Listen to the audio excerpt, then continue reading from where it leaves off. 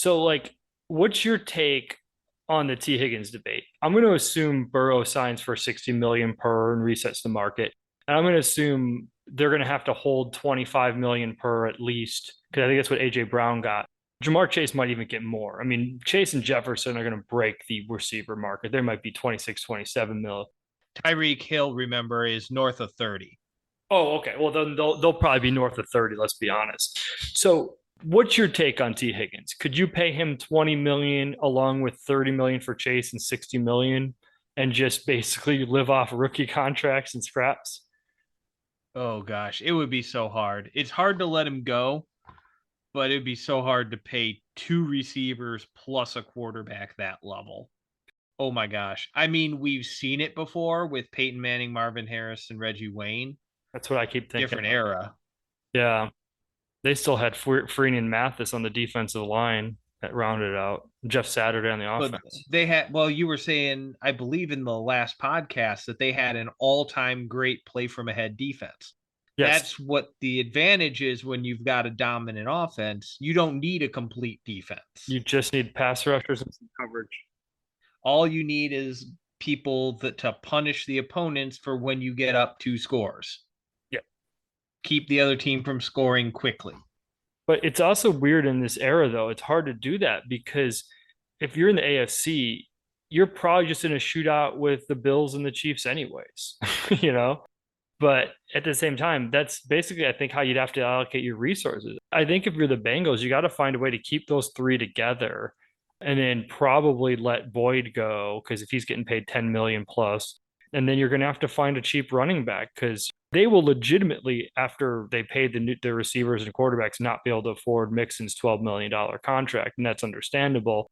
So they'll have to get one on the rookie contract. That being said, Mixon's contract is up after 2024. Yeah, there's no reason why they can't pay him this year. Yeah, I agree.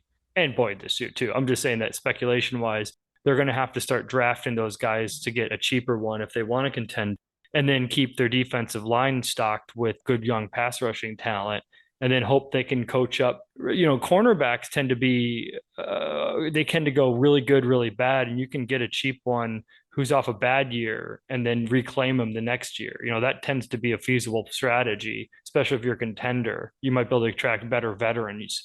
So I personally think the Bengals could keep those three together, Higgins, Chase, and Burrow, and just work around the fringes. I'm thinking like when people said the Miami Heat couldn't win with all their cap spent on Bosch, Wade, and LeBron, but you can get veterans on the cheap to sign when you have a solid nucleus.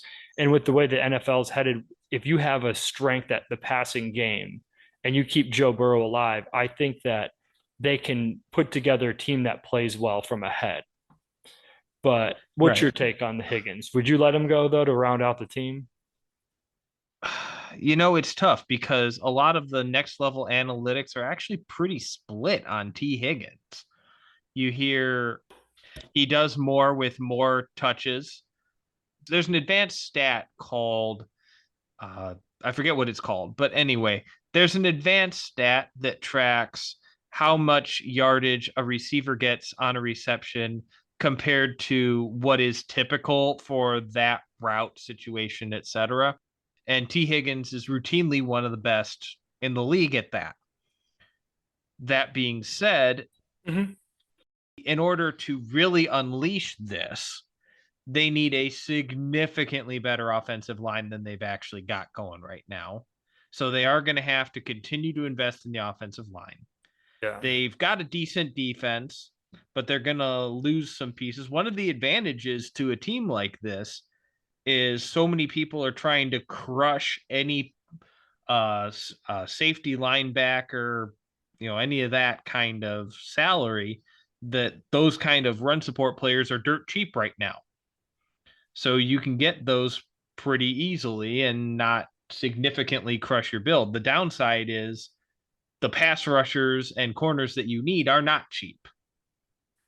So at some point you're going to have to figure something out. Something's going to give. You're either going to try and be the, early Aaron Rodgers Packers where you're going to outscore people 50-49, or Tee Higgins might have to go because his $25 million a year can get you two very good starters, like Pro Bowl level starters at other places on the team. To me, the worry, and I think you bring that up. So, as much as I'd like to keep that together, I don't think the Bengals have had a particularly good track record recently of drafting and developing offensive linemen.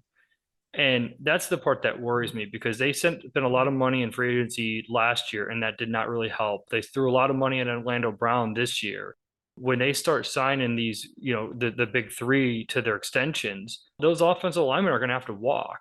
So even their higher paid guys that haven't really panned out are at least better than what they might be scraping off the bottom of the barrel in a couple of years. And that to me is the case against signing Tee Higgins or not trading him because you're going to need to keep Joe Burrow alive, to be honest. And if you keep Jamar Chase there, it's just easier for a wide receiver two to function because Chase just draws so much gravity towards him on the defense.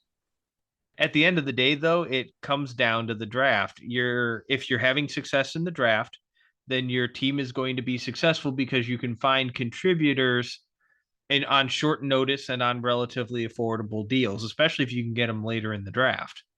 If not, then it's going to be tough. Just ask the Seahawks. You hit on 5 draft picks in one draft, and you immediately turn your team around after going to Geno Smith. Oh, yeah. You have to hit on the draft. That's the bottom line.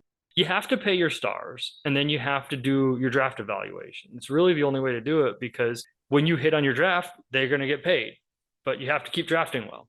It is the vicious cycle, you know? This is Joe Smith from the Midwest Football Podcast. Please remember to like, subscribe, and leave a comment. It all helps us grow our show. Look for our full show, too, anywhere you find podcasts. Links below.